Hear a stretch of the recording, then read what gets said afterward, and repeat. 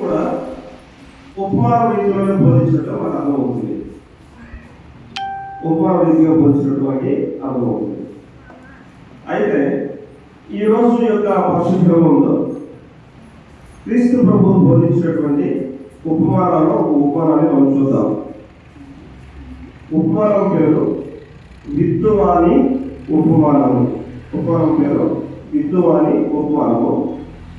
మన యొక్క పాఠ్యాంశం ఏంటంటే ఎవరు ఫలించుదురు, ఎవరు ఫలిస్తారు లేదా ఫలింపుడు అంటే దేవుని యొక్క కుమారుని సారూప్య లక్షణాలను ఎవరు సంతరించుకుంటారు అనేటువంటి అంశాన్ని చూద్దాం. ఈ యొక్క ఉపమానం మత్తయి సువార్త 13వ అధ్యాయము 1 నుంచి 23 వచనాల్లో ఉంటుంది. మత్తయి సువార్త 13వ అధ్యాయం 1 నుంచి 23 వచనాలు ఉంటుంది. అదేవిధంగా మార్కు సువార్త 4వ అధ్యాయం 1 నుంచి 20 వచనాల దగ్గర ఉంటుంది. అదేవిధంగా లూకా సువార్త 8వ అధ్యాయం 4వ వచనం నుంచి 17వ వచనం ఉంటుంది. ఒకే ఉపమానం 3 సువార్తలలో మత్తయి గారు, మార్కు గారు, లూకా గారు రాయడం జరిగింది. మనం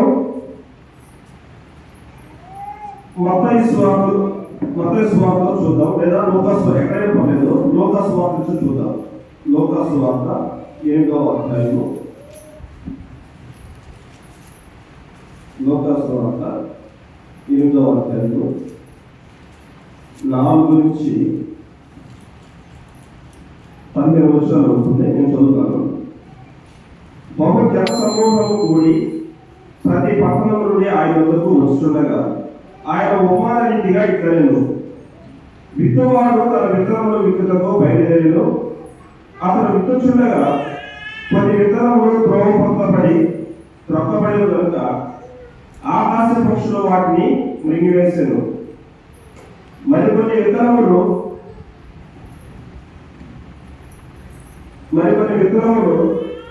రాతి నేలలో పడి మొలిచి చమరేనందున ఎండిపోయాను. మరికొన్ని ముళ్ళ పొదలు విడవబడిను.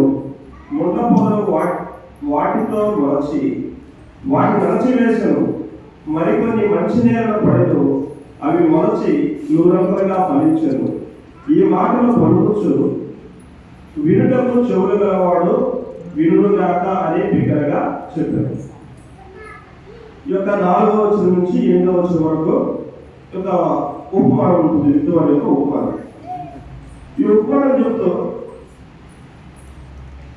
ఇక్కడ 4 కేటగిరీలకు చెందినటువంటి నేల గురించి మాట్లాడాడు క్రీస్తు. 4 కేటగిరీలకి లేదా 4 అంశాలకు చెందినటువంటి నేల గురించి మాట్లాడుతూ చివరిలో ఏమన్నాడంటే వినుటకు చెవులు గలవాడు వినుగాక. ఎందుకు వినుటకు చెవులు గలవాడు వినుగాక అన్నాడంటే ఇక్కడ ఈ ఉపమానం అంతా చదివిన తర్వాత మనకు అర్థమవుతుంది. ఆయన బహు జన సమూహము కూడి ప్రతి పట్టణం నుండి ఆయన వద్దకు వస్తుండగా, అంటే క్రీస్తు ప్రభువు వచ్చినప్పుడు ఏం చేశారంటే అప్పట్లో అనేకుల్ని స్వస్థపరిచేవాడు, అద్భుత కార్యాలు చేసేవాడు. ఆ అద్భుత కార్యాలు చూసిన వాళ్ళు ఏం చేసేవాడంటే కొంతమంది ఉండేవాళ్ళు అక్కడి నుంచి మరో ప్రార్థన వెళ్ళినప్పుడు వాడు క్రీస్తుతో వెంబడించేవాడు. మరొక ప్రార్థనకి వెళ్ళిన తర్వాత అప్పుడు ఒక అద్భుత కార్యం జరిగేది. ఇతరులతో అంటే క్రీస్తు ప్రభుతో వెంబడించిన వాడు ఆ ప్రాంతంలో కూడా ఆ యొక్క అద్భుత కార్యాన్ని లేకుండా ఆ యొక్క స్వస్థతని కానీ ఆ యొక్క మహిమను చూసిన వారు అనేకులు ఆయన విశ్వసించి ఆయన వెంబడించేవారు. ఇట్లా అనేకమైనటువంటి జన సమూహం దగ్గర ఆయన్ని వెంబడిస్తూ వచ్చింది. అయితే అప్పుడు క్రీస్తు ప్రభువును వెంబడించడానికి అనుసరించడానికి ఆయన వద్దకి రావడానికి కొన్ని కారణాలు ఉన్నాయి.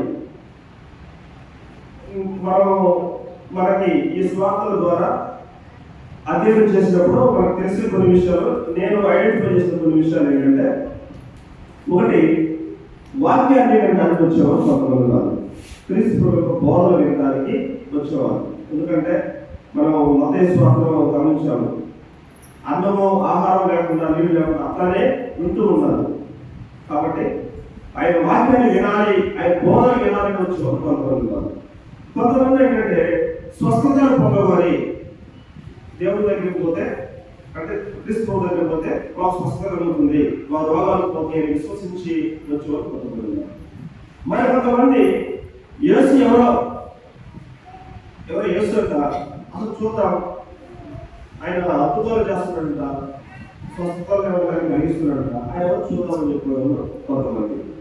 మరి కొంతమంది ఇవి ప్రత్యేకంగా క్రీస్తు ప్రభువుని పాయింట్ అవుట్ చేయడానికి వచ్చారు కొంతమంది ఉన్నారు. క్రీస్తు ప్రభుని విమర్శించడానికి, ఇదేంటి ఈరోజు పశుదినం కదా, విశ్రాంతి దినం కదా, ఈరోజు ఎలా పూజ చేస్తాం, ఈరోజు ఎలా స్వస్థపరుస్తాం, లేకపోతే వ్యభిచారం చేత పక్కబడేటువంటి స్త్రీలు నాలుగు పడుతుంటే ఆమె పట్టుకుంటే వాళ్ళు చేసి అలాగే ఎలా ఆపరాలు అని చెప్పని, ఇట్లా ప్రతి ధర్మశాస్త్రంలో రాయబడి ఉంది కదా అని చెప్పని ధర్మశాస్త్రాన్ని ఎత్తి చూపిస్తూ క్రీస్తు ప్రభువుని విమర్శించడానికి లేదా పాయింట్ అవుట్ చేయడానికి వచ్చిన కొంతమంది ప్రత్యేకంగా శాస్త్రులు పరిశీలినటువంటి వీళ్ళు. అదేవిధంగా ఇంకొక కేటగిరీ చెందినవారు వీళ్ళు ఏంటంటే క్రీస్తు ప్రభు అక్కడ విధానంటే మనకి ఆహారం దొరుకుతుంది తినడానికి ఇట్లా క్రీస్తుని బహుజన సమూహం వెంబడించుటకు లేదా ఆయన దగ్గరికి రావడానికి కారణం ఆయా కారణాల ద్వారా వచ్చారని చెప్పి మనకు అర్థమవుతుంది. అయితే వచ్చినప్పుడు ఆయన ఏమంటున్నాడంటే ఈ ఉపమానం చెబుతూ వినుటకు చెవులు గలవారు వినుడు కాక అని చెప్పాడు. ఏంటి ఆ ఉపమానము?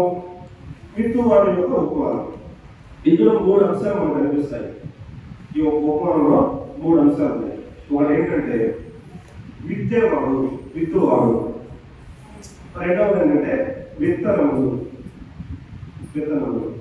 మూడవది ఏంటంటే నేల.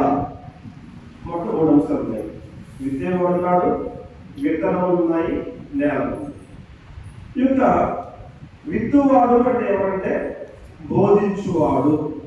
విత్తేవాడు ఎవరు? బోధించేవాడు లేదా స్వార్థికుడు. మనం అంటే స్వార్థికులు అంటాం. అప్పుడైతే ధర్మశాస్త్రము తర్వాత వచ్చినట్టు బోధకులు అనేవారు. స్వార్థికులు, బోధకులు ఇద్దరు వేరు బోధకులు లేదా స్వార్థికులు. రెండవది విత్తనము. విత్తనములు అంటే ఏంటంటే వాక్యము. దేవుడు వాక్యాన్ని అనేకమైనటువంటి అంశాలను చూశాడు. దేవుడు వాక్యం కానీ ఖడ్గం లాంటిదని, అగ్ని వంటిదని, తర్వాత దీపం ఉంటుంది. ఈ వాక్యం నా పాదములకు దీపము, నా త్రోవకు వెలుగు. అనేకమైనటువంటి అంశాలతో పోల్చి చెప్పడం జరిగింది. ఇక్కడ వాక్యాన్ని దేనితో పోల్చాడు? విత్తనంతో పోల్చాడు. మూడో అంశం ఏంటంటే నేల. నేల పొలం. ఈ పొలాన్ని మనకు ఎలా పోల్చంటే హృదయము అంటే 3 అంశాలు మనం చూస్తాం. అయితే ఈ యొక్క విత్తనంలో విత్తుతున్నప్పుడు ఏమైనా కొన్ని విత్తనాలు వచ్చేసేవాయి కానీ ఎక్కడ పడ్డాయి? త్రోవ పక్కన పడ్డాయి. పొలంలో వేసేటప్పుడు ఆ యొక్క విత్తనాలు చదువుతున్నప్పుడు కొన్ని విత్తనాలు వచ్చేసేవాయి కానీ త్రోవ పక్కన పడ్డాయి. ఈ యొక్క త్రోవ పక్కన పడినటువంటి విత్తనాలు ఏమైపోయి ప్రక్కబడేవి కనుక, అవి ప్రక్కబడేవి కనుక ఆకాశ పక్షులు వాటిని మింగివేసింది. మరికొన్ని రాతి నేలలో పడి మొలచి చెమ్మలేనుందున ఎండిపోయేను. మత్తయి సువార్తలో అయితే మన్ను లోతుగా లేనందున అంటుంది. మన్ను లోతుగా లేనందున అవి మొలచి ఎండిపోయారు. మరికొన్ని ముళ్ళ పొదలు నడువు పడిన ముళ్ళ పొదలు వాటిలో మొలచి వాటిని అణచివేసిండు. మరికొన్ని మంచి నేల పడను, అవి మొలచి దూరంగా ఫలించను. ఈ మాటలు పలుకుచు వినుటకు చెవులు గలవాడు వినుగా అని విధంగా చెప్పారు. ఈ ఉపమానం చెప్పిన తర్వాత అయిపోయిన తర్వాత శిష్యుడు ఏం చేశారంటే క్రీస్తు ప్రభు దగ్గరికి వెళ్ళారు. క్రీస్తు ప్రభు దగ్గరికి వెళ్ళి ఆయన శిష్యుడు ఈ ఉపమాన భావం ఏమిటని ఆయనను అడుగగా ఏమన్నారు? అయ్యా మీరు ఉపమానం చెప్పారు, అసలు ఆ భావం ఏంటి అని చెప్పని క్రీస్తు ప్రభు అడిగారు. అడిగినప్పుడు ఆయన చెప్తున్నాడు, ఆయన దేవుని రాజ్యం పర్వములు ఎదుట మీకు అనుగ్రహింపబడి ఉన్నది.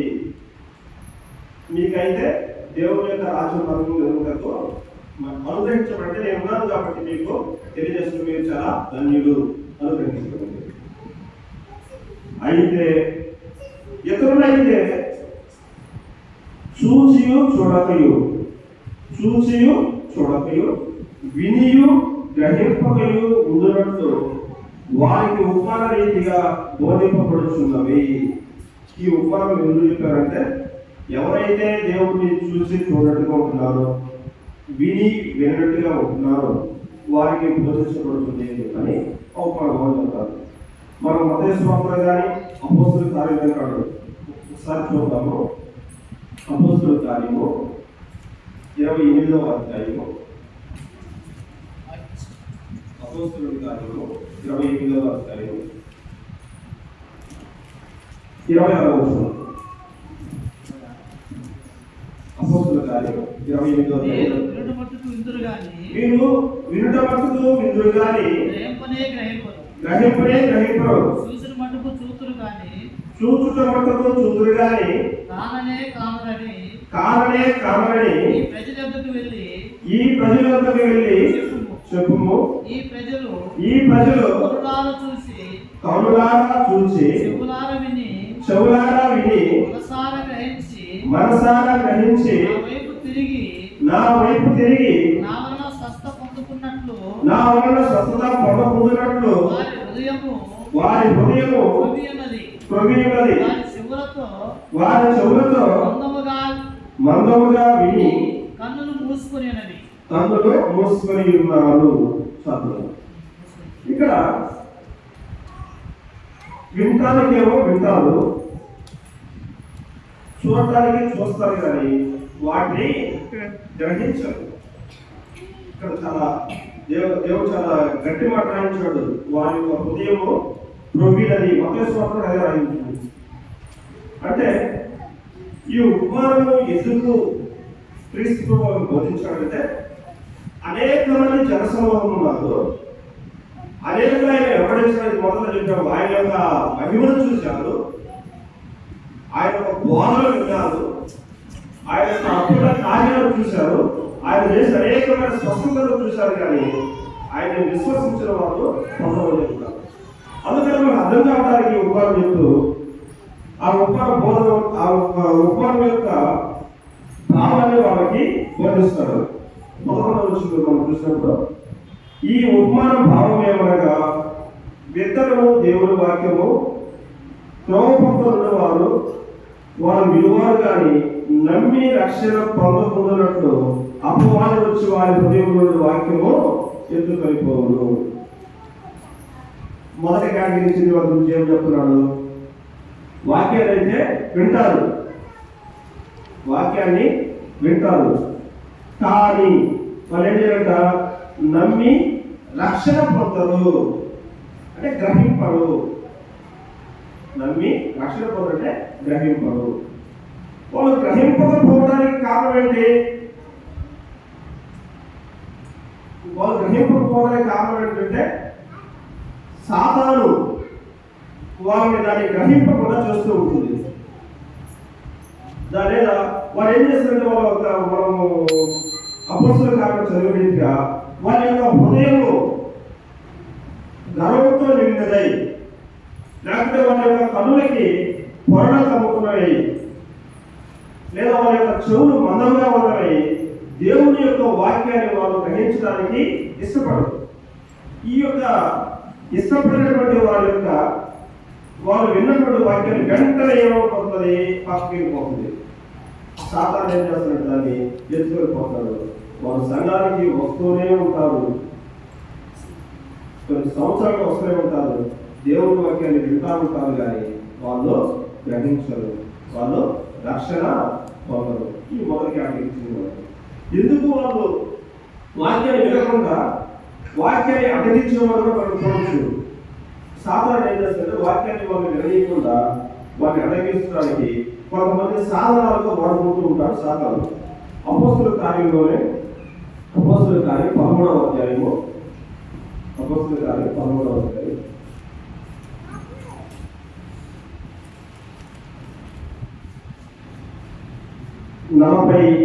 వచనం చూద్దాం. అప్పుడు పౌలును బర్నబాయు ధైర్యంగా ఇట్లా జరిగింది. దేవుని వాక్యం మొదట మీకు చెప్పుట ఆవశ్యకమే అయినను మీరు దానిని త్రోసివేసి మిమ్మల్ని మీరే నిత్య జీవములకు అపాత్రులుగా ఎంచుకొనుచున్నారు కనుక ఇదిగో మేము అన్యజనులకు వెళుచున్నాము. పౌలు బర్నబా ఏం చేస్తారంటే అంత్యోక్య నుంచి బయలుదేరి ఆ యొక్క ప్రాపమైనటువంటి దీవిలోకి వెళ్ళి వాళ్ళు సువార్తను ప్రకటిస్తూ ఉంటారు. సువార్తను ప్రకటించినప్పుడు ఆ పట్టణం మొత్తం అంటే దాదాపుగా 3 లక్షల మంది ఆ పట్టణంలో చాలా మంది వచ్చేసారు. కానీ ఆ యొక్క వాక్యాన్ని వినాలని చెప్పని వస్తారు. వచ్చినప్పుడు ఈ యొక్క యూతులు ఏం చేస్తారంటే చూడండి, మనుషులు విశ్రాంతి వల్ల దాదాపుగా ఆ పట్టణమంతా దేవుని వాక్యం వినటకు కూడి వచ్చారు. యూదులు జన సమూహములను చూసి మత్సరంతో నిండుకొని దూషిస్తూ పౌలు చెప్పిన వాటికి అర్థం చెప్పిరి. సాతానుడు దేవుని వాక్యాన్ని విని రక్షణ పొందడానికి ఎవరైనా సిద్ధపాటు కలిగి ఉన్నప్పుడు వాళ్ళు ఏం చేస్తారంటే ఆ మార్గం నుంచి తొలగించడం కోసం, తప్పించడం కోసం ప్రయత్నం చేస్తూ వివిధ రకాలుగా వివిధ వ్యక్తులు సాధారణంగా వాడుతుంటారు. ఇక్కడ ఈ యొక్క యూదులు ఏం చేశారంటే యేసు ప్రభువును చూసి అనేకమైన పట్టణం మొత్తం కూడికొచ్చుకుని చూసి పట్టుకోలేకపోయారు. వాళ్ళు ఏమొచ్చింది, మత్సరం కలిగింది, కుళ్ళు లేక అసూయ. ఎప్పుడైతే ఈ యొక్క అసూయ మత్సరం జరుగుతుందో ఈ మత్సరంతో కూడుకున్న వాక్యాన్ని వినకుండా చేశారు. దీని ద్వారా ఏమైపోయింది, అనేకులు దేవుని అంగీకరించి విశ్వసించి రక్షణ పొందవలసినటువంటి అనేక రక్షణ పొందలేకపోయారు. మేము పంపబడేది మీ వద్దకు వచ్చాము, మీ వాక్యాన్ని ప్రకటించడం వచ్చాం, కానీ మిమ్మల్ని మీరు యొక్క వాక్యాన్ని త్రోసివేస్తే మీరేమయ్యారు, నిత్య జీవానికి అపాత్రులుగా ఎంచుకున్నారు. కాబట్టి మేము అన్యులతో వెలుచున్నామని చెప్పని కావడం జరిగింది.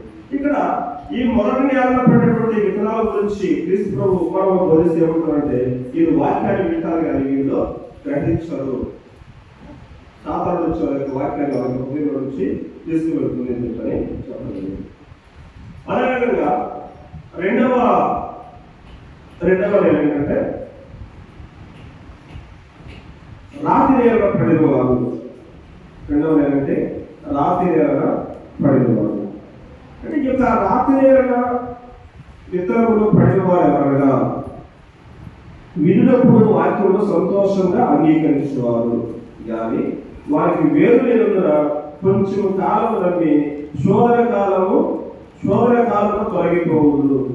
ఇంకా రాజ్యాంగం చేస్తున్నాడు. ఆ వాక్యాన్ని ఏం చేస్తారంట, వింటారు, వాక్యాన్ని వింటారు, గ్రహిస్తారు కానీ మళ్ళీ ఏం చేస్తారంట, వాళ్ళకి శ్రమ కానీ హింస కానీ కలిగినందుకు వెంటనే తొలగిపోతారు. అంటే వీళ్ళ గురించి ఏం చెప్తారంటే వాక్యాన్ని వినగానే వాక్యంలో విని వెంటనే సంతోషం కొట్టుకుంటారు.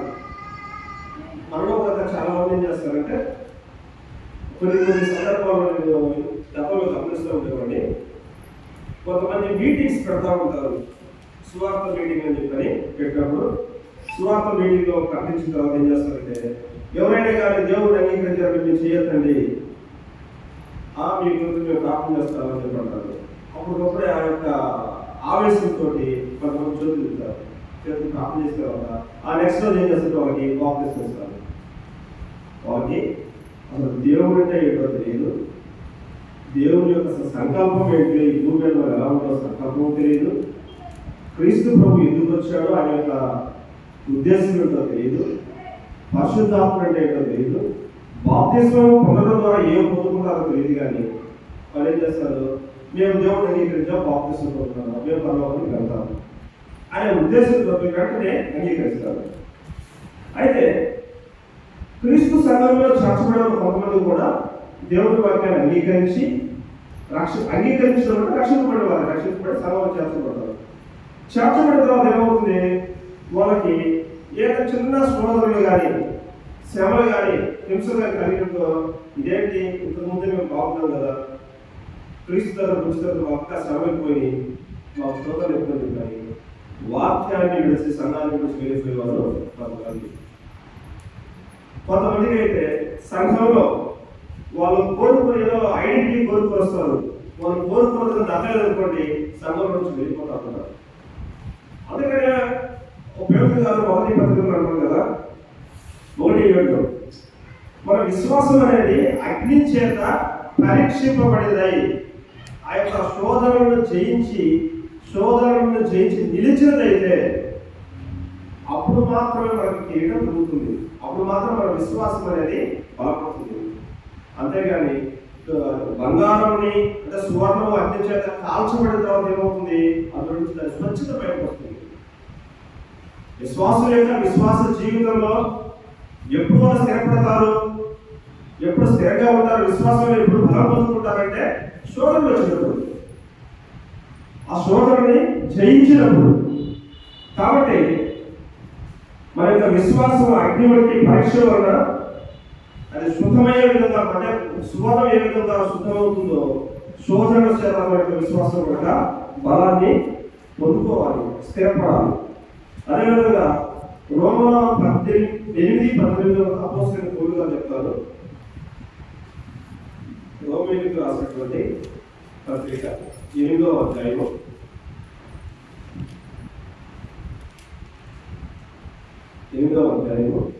18వ వచనం, మన ఎడల ప్రత్యక్షము కాబో మహిమ ఎదుట ఇప్పటి కాలపు శ్రమలు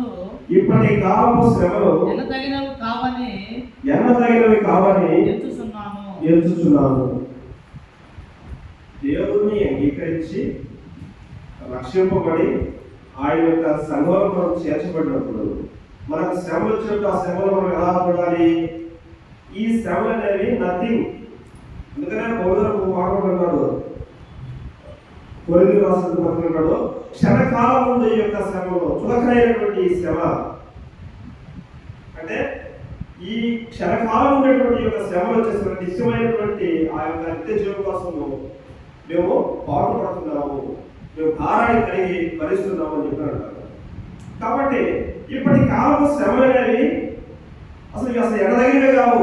ఎప్పుడు రాబో మహిమ ఎదుట ఈ శ్రమలను ఎవరైతే సహిస్తారో, ఎవరైతే వీటిని ఎదుర్కొంటారో, క్రీస్తు ప్రభు మనకి ప్రత్యక్షమైనప్పుడు ఈ శ్రమలు అనేవి అసలు ఎంచుకోవడానికి కూడా ఇవి ఎక్కడికి రానటువంటివి అని చెప్పని మనం భావించినప్పుడు, అలా ఉన్నప్పుడు మాత్రమే మనం ఏం చేస్తామంటే దేవునిలో నుంచి బయటికి వెళ్ళకుండా ఆయన యొక్క సంఘంలో మనం అలానే ఉంటాము. కాబట్టి రాతి నేలలో పడిన వారు శ్రమలు కానీ లేదా హింసలు కానీ కలిగిన వెంటనే వాళ్ళు ఏమైనా దేవుని యొక్క సన్నిధి నుంచి వాళ్ళు వైదొలిగి పోయారు. అదేవిధంగా మూడవ నేలలో మనం గమనించినప్పుడు గుండపూర్లో పడిన విత్తనములు కోరిన వారి కనుక విని కాలము గడిచిన కొలది ఈ జీవన సంబంధమైన విచారణ చేతలో ధన భోగముల చేతలో అణచివేయబడి పరిపక్వముగా ఫలింపేవారు. చాలా ప్రాముఖ్యమైనటువంటి అంశం మరొకటి చెప్పడం జరిగింది. ఇక్కడ ఏమిటంటే కొన్ని విత్తనాలు ఎక్కడ పడ్డాయి? ముళ్ళ పొదలో పడ్డాయి. ఈ యొక్క ముళ్ళ పొదలో పడినటువంటి ఈ యొక్క విత్తనాలతో పాటు అంటే విత్తనాలు పడ్డాయి, పెరిగాయి, వాటితో పాటు ముళ్ళ పొదలు కూడా పెరిగాయి. అంటే విశ్వాసం చర్చిలో మనం మానవసం పొందాము, రక్షింపబడ్డాము, బాప్తిసం తీసుకుని రక్షింపబడ్డాము, సంఘంలో చేర్చబడ్డాము, సంఘంలో ఎదుగుతున్నాము. ఇదే సమయంలో మరొక ఆల్టర్నేట్గా ఏమైందంటే కొన్ని లోక సంబంధమైనటువంటి విషయాలకి మనం ఏమంటే మన విశ్వాస జీవితం కంటే కూడా వాటిని ఎక్కువగా మనం ఎంచుకోవడం జరుగుతుంది. ఏంటి ఆ విషయాలు? సుఖభోగాలు. ఏంటి? సుఖభోగము లేదా ధనభోగము. ఈ జీవన సంబంధమైనటువంటి విచారములు. కొంతమంది ఎప్పుడు మనం ఎలా చేయాలి, ఏంటి, ఎలా సంపాదించుకోవాలి, వాళ్ళు ఎలా ఉన్నారు, మనం ఎలా ఉండాలి అనేటటువంటి, ఏం తినాలి, ఏం చేయాలి, ఎలా బ్రతకాలనేటువంటి విచారం తీసుకుని విచారపడతా ఉంటారు. ఉన్నదాంట్లో సంతృప్తి పట్టడం తెలియనటువంటి వాళ్ళు చాలా మంది ఉన్నారు. ఆకాశ పక్షులు అవి విత్తవు పోయవు, కానీ వాటిని సమృద్ధిగా దేవుడు పోషిస్తున్నాడు. వాటికంటే శ్రేష్టమైన మీరు మీ పర్వతాన్ని మనం పోషించడం చెప్పని ఒక సువార్తలో లేఖనాలు మనం బోధిస్తూ ఉంటే ఈ యొక్క సత్యం తెలియనటువంటి అనేకులు ఏంటంటే అసలు ఎలా మనం చేయాలి, ఎలా ఉండాలి, ఏంటి మన జీవన విధానం ఏంటి, మనం ఎలా సంపాదించాలి అనేటువంటి ఇటువంటి జీవన అదే మొత్తం అయితే ఐహిక విచారము అన్నాడు. ఐహిక విచారము యొక్క జీవన సంబంధమైనటువంటి విచారం చేద్దాం. మరియు ధనభోగముల చేత అణచివేయబడి ఎప్పుడైతే మన యొక్క విశ్వాసం కంటే మన క్రీస్తుతో లేదా దేవుని కంటే మన సుఖభోగాలకి ధనానికి మనం ఎప్పుడైతే ప్రాధాన్యత ఇస్తామో ఆటోమేటిక్ మనం ఏం చేస్తామంటే మన యొక్క విశ్వాస జీవితం నుంచి వైద్యులు పెడితే ప్రమాదం. ఈ ప్రమాదం ఎవరికి మనకు కూడా ఉంది. ఎవరికి? క్రీస్తు సంఘంలో చేర్చబడి ఎదుగుతున్నటువంటి మనం కూడా ఒకవేళ ఈ లోక సంబంధమైన విచారణ చేతనైనను ధనభోగముల చేతనైన మనం దాని వైద్యుల వరమైతే మన యొక్క విశ్వాస జీవితం నుంచి ఇప్పటిదాకా కాపాడుతున్న జీవితం మొత్తం కూడా పక్కనమైనటువంటి ప్రమాదం ఉంది. అందుకనే తిమోతికి రాసినటువంటి మొదటి పత్రిక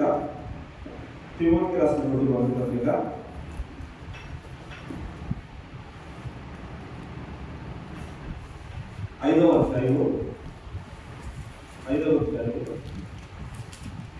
తిమోతికి రాసిన మొదటి పత్రిక 5వ అధ్యాయము 6వ వచనం మనం చూసినట్లయితే సుఖభోగములందు ప్రవర్తించున్నది బ్రతుకుచుండియు సచ్చినదై ఉండును. కాబట్టి మనం సంఘంలో చేర్చబడి విశ్వాసులుగా మనం జీవిస్తూ ఉన్నప్పటికీ ఒకవేళ మనం కానీ సుఖభోగం లేదు కానీ దానికి మనం ప్రాధాన్యత ఇచ్చినట్లయితే మనం బ్రతికిన మనం ఎదుర్కొంటాము, సచ్చిన ఉండేవారు. ఇదే తిమోతికి రాసిన పత్రికలోనే పౌలు గారు 6వ అధ్యాయము 9వ వచనం నుంచి మనం గమనించినప్పుడు వస్త్రము గలవారమై ఉండి వాటితో తృప్తి పొందియుదుము, ధనవంతుల ఎరుటకు అపేక్షించువాడు శోధనలోను ఉరిలోను అవివేక యుక్తములను హానికరములైన అనేక దురాశలను పడుదురు. అట్టివి మనుషులను కష్టములను నాశనంలోను ముంచివేయును. ఎందుకనగా ధనాపేక్ష సమస్తమైన కీడులకు మూలము. కొందరు దాన్ని ఆశించి విశ్వాసం నుంచి తొలగిపోయి నానా బాధలతో తమ తామే పొడుచుకొని. కాబట్టి విశ్వాస జీవితాన్ని పతనం చేయడంలో ధనాపేక్ష అనేది ఒక ముఖ్యమైనటువంటి ఒక సాధనం. ధనాపేక్ష కలిగిన వాళ్ళు ధనాపేక్ష ఉంటేనే దేవుని నీతిని మనం నెరవేర్చలేము. అందుకనే మత్తయి సువార్తలో రాసుకుంటుంది, నీ ధనం ఎక్కడ ఉంటుందో నీ మనసు కూడా అక్కడే ఉంటుంది. ధనం అనేది అంటే ధనము సంపాదించుకోవడం చెడ్డ కాదు. ఇప్పుడు చాలా మంది ధనాపేక్షలే అంటే ధనాపేక్ష వేరు, ధనము సంపాదించుకోవడం వేరు. మన జీవన విధానానికి సంబంధించిన ధనాన్ని మనం సమకూర్చుకోవాలి. మన యొక్క పిల్లలని మన యొక్క సంక్షేమం కోసం, వాళ్ళ అభివృద్ధి కోసం ధనాన్ని కూడబెట్టడం తల్లిదండ్రుల యొక్క బాధ్యత దేవుడు రాయించాడు. అయితే ధనాపేక్ష ఏంటి? ధన వ్యామోహము, ధనమే మన యొక్క సర్వస్వం అనుకోవడం, ధనానికి మించింది మరొకటి లేదు అనుకోవడాన్ని దాన్ని ధనాపేక్ష అంటారు. ఇటువంటి ధనాపేక్ష ఎవరికైతే ఉంటుందో వాళ్ళు ఏం చేస్తారంటే ఆ విశ్వాసం నుంచి తొలగిపోయి తమను తామే పంచుకొని తమను తామే నిత్య జీవానికి పాత్రగా ఇచ్చుకోబడుతున్నారు. కాబట్టి ధనాపేక్ష అనేది దేవుని యొక్క నీతిని నెరవేర్చదు, సమస్తమైన కీడులకు మూలం. కాబట్టి సంఘంలో ఉన్నటువంటి మనము ఈ యొక్క ధనాపేక్ష వైపు కానీ లేకపోతే సుఖభోగం వైపు కానీ మనం మరలినట్లయితే మన యొక్క విశ్వాస జీవితాన్ని మనమే పాడు చేసుకుంటూ నిత్య జీవాన్ని మనం అపాత్రలో ఇచ్చుకుంటూ ఫలింపు లేనటువంటి జీవితాన్ని కలిగి ఉంటాము. అదేవిధంగా చివరి జ్ఞానం గురించి మనం చూద్దాం. చివరి 4వది ఏంటంటే మంచి జ్ఞానుడు ఇతరులు పోయేవారు ఎవరుగా యోగ్యమైన మంచి మనసుతో వాక్యములు విని దాన్ని అవలంబించి ఓపికతో ఫలించువారు. మంచి నేల పడిన వ్యక్తులు అంట ఎవరైతే వాక్యాన్ని విని ఎట్లా వినాలి? యోగ్యమైన మనసుతోటి, శుద్ధమైనటువంటి మనసుతోటి, మంచి మనసుతోటి వాక్యాన్ని విని అంగీకరించి దాన్ని కొనసాగించేవారు. అటువంటి వారు ఏమవుతారంట? మత్తయి సువార్తలో రాయబడుతుంది. మత్తయి సువార్త 13వ అధ్యాయము, మత్తయి సువార్త 13వ అధ్యాయము 8వ వచనం చూడండి. మత్తయి సువార్త 13వ అధ్యాయము 8వ వచనం. కొన్ని మంచి నేలలో పడి ఒకటి 100 గాను, ఒకటి 60 గాను, ఒకటి 30 గాను ఫలించరు. అంటే ఈ యొక్క మంచి నేలలో పడిన విత్తనం అంటే యోగ్యమైన మనసుతోటి ఎవరైతే మంచి మనసుతో వాక్యాన్ని అంగీకరిస్తారో వారు ఏమవుతారంట? ఫలిస్తారు. కాబట్టి ఈ యొక్క ఎవరు ఫలిస్తారు అంటే మంచి మనసుతో వాక్యాన్ని వినాలి. 2, శోధనలు వచ్చినప్పుడు శోధనల్ని జయించాలి. మనకి అవమానాలు కలిగినప్పుడు, హింసలు కలిగినప్పుడు ఆ యొక్క అవమానాన్ని మనం ఏం చేయాలి? అంగీకరించాలి. అపోస్తలుల కార్యము 5వ అధ్యాయము, అపోస్తలుల కార్యం 5వ అధ్యాయం 40 వచ్చిన చాలా మంచి మాట రాయబడుతుంది. అపోస్తలుల కార్యము 5వ అధ్యాయంలో 41. ఆ నామము కొరకు అవమానం పొందుటకు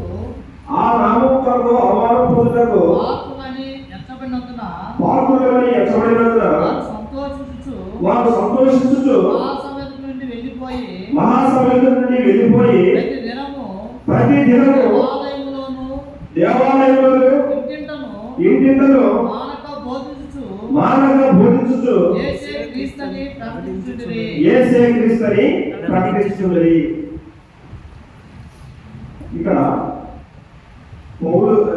పేతురు గారు, యోహాను గారు వాక్యాన్ని బోధిస్తూ ఉంటే, మీరు వాక్యాన్ని బోధించకూడదు, ఆ నామం గురించి మీరు ప్రకటన చేయకూడదు చెప్పని వారిని బంధిస్తారు. శరసాలలో వేసినప్పుడు శరసాలలో నుంచి దూతలు విడిపోయినప్పుడు మళ్ళా వచ్చి వాక్యాన్ని ప్రకటిస్తున్నారు. వాక్యాన్ని ప్రకటించేటప్పుడు వారిని పట్టుకొని ఏం చేస్తారంటే అది పడతారు. పైన 38వ వచనంలో గమనించవచ్చు. కాబట్టి నేను మీతో చెప్పినది ఏమనగా, ఈ మనుషుల జోలికి పోక వారిని విడిచిపెట్టుడి. ఈ ఆలోచనలను ఈ కార్యమైనను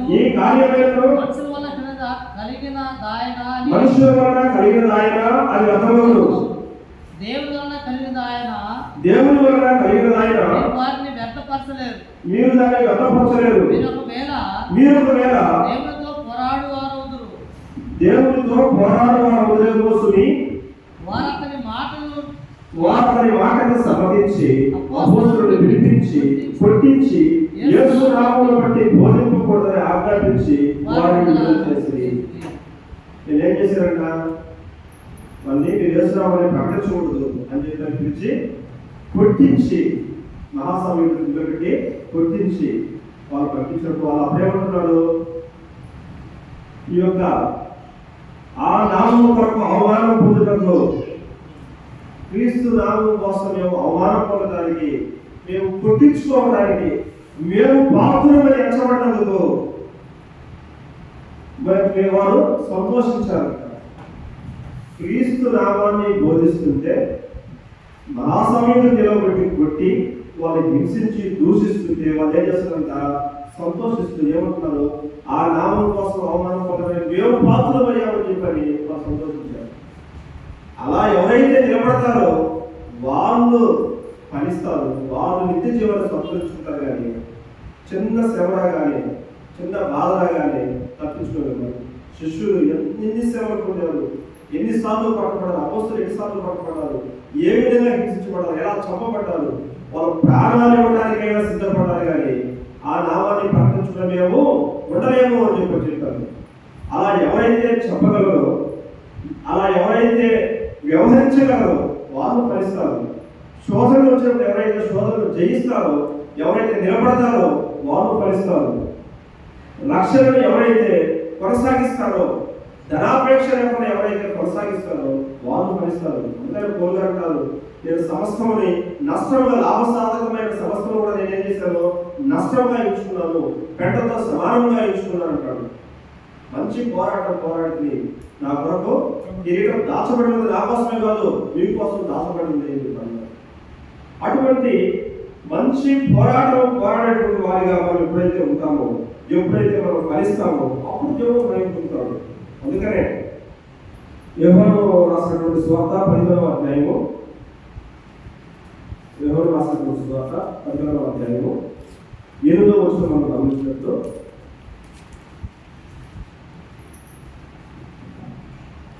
మీరు బహుగా ఫలించడం వలన నా తండ్రి మహిమపరచబడును.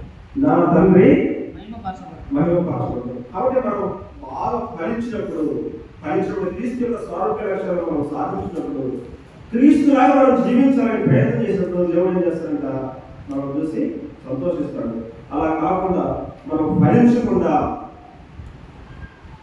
లేదా రాతి నేల పడినటువంటి ఇతరుల వలె ఉండి మనం కొంచెం మోసి ఎండిపోయిన ముండ పొదలో పడి అవి పెరిగిన తర్వాత ఎదిగకుండే ఈ లోకపరమైనటువంటి విచారం చేత కానీ, ధనాపేక్ష చేత కానీ, మనం వచ్చేసేవాళ్ళు కానీ, ఆ యొక్క ధన విచారం లేకుంటే ధనాపేక్ష చేత మనం దేవుని యొక్క విశ్వాసం తొలగిపోయి ఉంటుంది.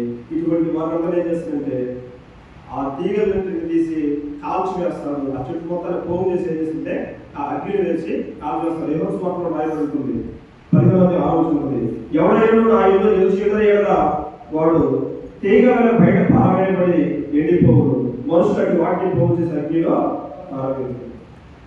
సంఘంలో కూడా మనం అనిపించకుండా లేకుండా ఉన్నప్పుడు ఏం చేస్తారంటే ఉన్నవారంటే మనం 2వ వచనంలో యోహాను వార్త 10వ అధ్యాయం 2వ వచనంలో గమనించినప్పుడు, నాలో ఫలింపని ప్రతి తీగను ఆయన తీసివేసి పారవేయను, ఫలించు ప్రతి తీగ మరి ఎక్కువగా ఫలింపని దానిలోని పనికిరాని తీగలను తీసివేయను. కాబట్టి ఎప్పుడైతే మనం ఫలింపకుండా ఉంటామో, పనికిరాని తీగల వలె ఉంటామో, ఎండిపోయినటువంటి తీగ వలె ఉన్నప్పుడు, ఉన్న తీగలు ఇంకా బాగా ఫలించాలి అంటే ఏం చేస్తారు, పనికిరాని తీగలు తీసివేసి అగ్నిలో కాల్చివేస్తారు. కాబట్టి మనం ఫలించినప్పుడు, క్రీస్తు యొక్క సారూప్య లక్షణాలను సంతరించుకున్నప్పుడు దేవుడు సంతోషిస్తాడు. చివరిగా ఒక లేఖనం చూసి ఇంకా వాక్యం మనం గుర్తుంచుకుంటాం. ఇక్కడ మత్తయి సువార్త మనం చదివిన ఏదాకా ఒకడు 100 గాను, ఒకడు వచ్చేసరి కానీ 60 గాను, ఒకడు 30 గాను ఫలిస్తున్నాడు. కాబట్టి నిత్య జీవానికి వెళ్ళాలంటే మనం ఏం చేయాలి, ఫలించాల్సిందే. అది నిత్య జీవాన్ని మనం స్వతంత్రించుకోవాలంటే ఎంతవరకు మనం ఫలించాలి, ఎంత శాతం ఫలించాలి, 100% ఫలించాల్సిందే. ఆజ్ఞలన్నింటినీ పాటించుకోవడం, ఆజ్ఞలు పాటించకపోతే మనం నీతిమంతులు కలిసిపడతామా? కలిసిపోవడం. దేవుడు ఇచ్చినటువంటి ఆజ్ఞలన్నింటినీ పాటిస్తున్నాము. ఒక్క ఆజ్ఞ, వ్యభిచారం చేయొద్దన్నాడు, చేయటం లేదు. దొంగతనం చేయొద్దన్నాడు, చేయటం లేదు. ఇతరులు ఏది ఆశించొద్దన్నాడు, ఆశించలేదు. ఎన్ని పాటిస్తున్నాము.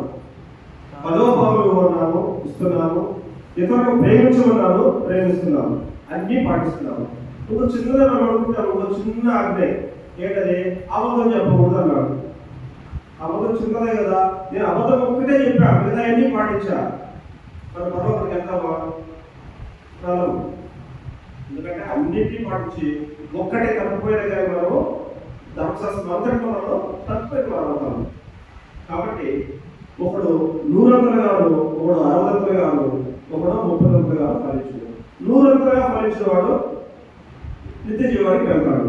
మరి 60 ఫలించిన వాడు ఏ పరిస్థితి ఏంటి, 30 ఫలించిన వాడి పరిస్థితి ఏంటి అంటే, అందుకనే కలిగిన వాడికి ఇవ్వబడు, లేని వాడి దగ్గర తీసివేయబడు అని చెప్పి లేఖనం రాయబడుతుంది. ఇక్కడ పేతురు రాసినటువంటి మొదటి పత్రిక 5వ అధ్యాయము 10వ వచనం చూద్దాం. పేరు రాసిన మొదటి పత్రిక 5వ అధ్యాయము 10వ వచనం. తన నిత్య మహిమకు క్రీస్తునందు మిమ్మల్ని పిలిచిన సర్వకృపానిధియగు దేవుడు కొంచెం కాలం మీరు శ్రమపడినమాట, ఎంతకాలం శ్రమపడినమాట, కొంచెం కాలం మీరు శ్రమపడినమాట, తానే మిమ్మల్ని పూర్ణులుగా చేసి స్థిరపరచి బలపరచును.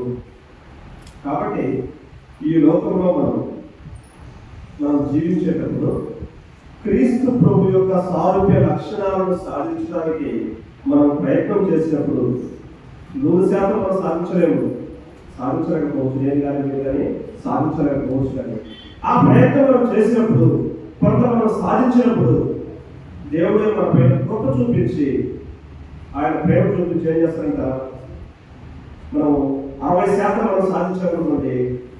ఆయన గ్రేస్ అయిన కృపగా మరో 40% అయిన మనకి ఆయన ప్రసరించి మన నిత్య జీవానికి వాహనం చేస్తారు. లేదు మనం 30% మనం సాధించగలుగుతుంది, ఇంకొక 70% ఆయన పొడిగించి మన నిత్య జీవానికి చేసుకుంటారు.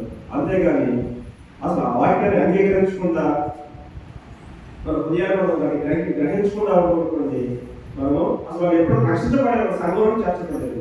అసలు సంఘంలో చేర్చబడే అంటే రాత్రి నేలలో ఉన్నటువంటి ఇతర అనుకునేటువంటి మనము వాక్యాన్ని అంగీకరించి మనకి ఏమైనా శ్రమైన బాధ అనిపించుకోండి, వైద్యులు ఉపయోగపడుకోండి, దేవుడు మనం నిత్య జీవానికి తీసుకెళ్తాం. లేదు మన పొలపడినటువంటి ఇతర వల్లే మనం ఎదుగుతూ కొంతకాలం తర్వాత ఈ యొక్క ధనాపేక్ష చేత కానీ ఐకిక విచారం చేత కానీ మన వైద్యులు ఉపయోగపడుకోండి, దేవుడు మనకి ఇటువంటి కృప చూపించాడు. మంచి నేలలో పడిన ఇతర వల్లే మనం ఎదుగుతూ వృద్ధి పొందుతూ ఫలించడానికి మనం ప్రయత్నం చేసినప్పుడు, క్రీస్తు సారూప్య లక్షణాలను మనం సాధించడానికి మన ప్రయత్నం కృషి చేస్తూ ఉంటే దేవుడు ఏం చేస్తాడో ఆయన మనం ప్రేమించిన వాళ్ళకు చూపించి ఆయన మనం ఏం చేస్తాడంట, పూర్ణులుగా చేసి స్థిరపరిచి బలపరిచి ఆ నిత్య జీవానికి మనల్ని వారసులుగా చేస్తారు. కాబట్టి ఈ యొక్క విత్తువారి యొక్క ఉపమానంలో మనం నేర్చుకోవాల్సిన విషయం ఏంటంటే, సంఘానిలో ఉన్నటువంటి మనము మన శోధనలు వచ్చినా, లేకుంటే హింసలు వచ్చినా, శ్రమలు కలిగిన, లేదా లోకంలో ఉన్నటువంటి ధనాపేక్ష లాంటివి మనం ఏమైనా కానీ ఆశ చూపించిన వాటి వేటికి మనం ఏమైనా కానీ ప్రాధాన్యత ఇవ్వకుండా నిత్యమైనటువంటి జీవం మనకుంది. క్రీస్తు ప్రభు మరలా మన కోసం వస్తాడు, వచ్చినప్పుడు మనం పూర్తిగా చేసి అన్నింటి మనం అప్పగిస్తామనేటువంటి విశ్వాసాన్ని నిరీక్షణ కలిగి మన జీవనంలో జీవించినప్పుడు అప్పుడు మనం నిత్య జీవాన్ని స్వతంత్రించుకుంటారు. వాక్యాన్ని ఇంతవరకు శ్రద్ధగా సహోదరులకు క్రీస్తు తెలియజేసుకుంటున్నాను. మీకు అవకాశం ఇచ్చినటువంటి స్థానిక సంఘ సువార్థికులు గారికి, స్థానిక సంఘానికి, మాకు క్రీస్తు ప్రత్యేకమైన తెలియజేస్తున్నాను.